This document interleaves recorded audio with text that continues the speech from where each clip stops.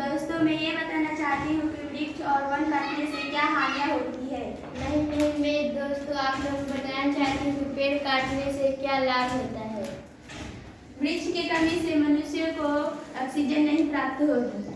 घर के पास कमजोर या सूखे पेड़ को काट के हटाने से गिरने का खतरा कम होता है। वृक्ष के कटाव से जीव जंतु का आवास नष्ट हो जाता है। पेड़ से फर्नीचर, टेबल, कुर्सी बनता है। वृक्ष की कमी से हरियाली खत्म हो रही है, ये हानि है। रोग से कीट से संक्रमित पेड़ को काटने से काफी पेड़ बीमारी से बच रहे हैं, ये लाभ है। वन मनुष्यों को जीवित रखने के लिए दवा है, ये हानि है। पेड़ से कागज बनता है, ये लाभ है। वृक्ष प्रकृति के द्वारा महानता देन है, ये हानि है। काटी गई लकड़ी को बेचकर आय का स्रोत बनाया जा सकता है, ये लाभ है। वृक्ष को कट जाने से हम लोग को फल और फूल नहीं मिलेगा, ये हानि है। लकड़ी से लकड़ी का घर भी बनता है, ये लाभ है। वृक्ष के कमी से वर्षा नहीं होती है, जिससे किसानों की स्थिति बिगड़ जाती है, ये हानि है। बहुत घने पेड़ को हटाने से आसपास के अन्य पौधे को बेहतर रोशनी और हवा मिलती है, जिससे उनकी वृद्धि अच्छी होती है, ये लाभ है।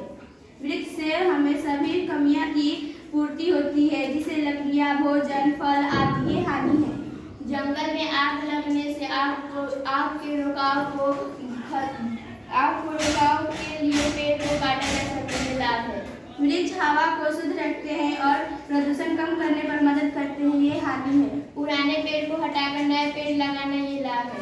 वृक्ष हमारे जीवन के लिए अत्यंत महत्वपूर्ण है, ये हानि है। भूमि विकास हो, जिससे कृषि, आवास, सड़क और अन्य बुनियादी ढांचे के लिए जगह बन रही, लाभ है।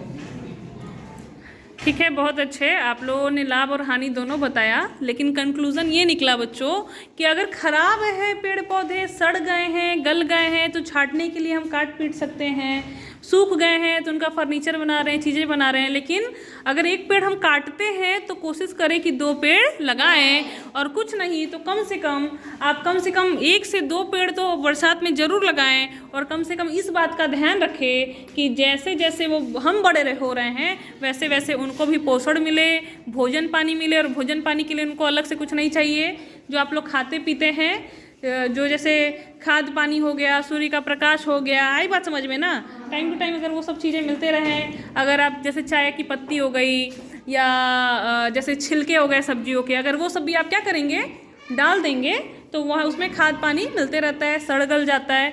एक और तरीका हमने इस चैप्टर में सीखा है कि आप लोग जैसे कि प्याज के छिलके, आलू के छिलके या सब्जियों के छिलके वगैरह कहीं गड्ढे खोद के क्या करें, हम लोग डाल दें। और लगभग 1 महीने बाद जब देखेंगे तो वहाँ की मिट्टी जो अंदर आप ढक दिए हो, वो खाद का रूप ले लेगी। और उसका यूज़ जो है आप कर सकते हो अपने खेतों में। अपने जो बागीचे बनाए रहते हो छोटे मोटे, या गार्डनिंग करते हो, तो उसमें क्या कर सकते हो, कर सकते हो। ठीक है, इस बात का ध्यान रखो।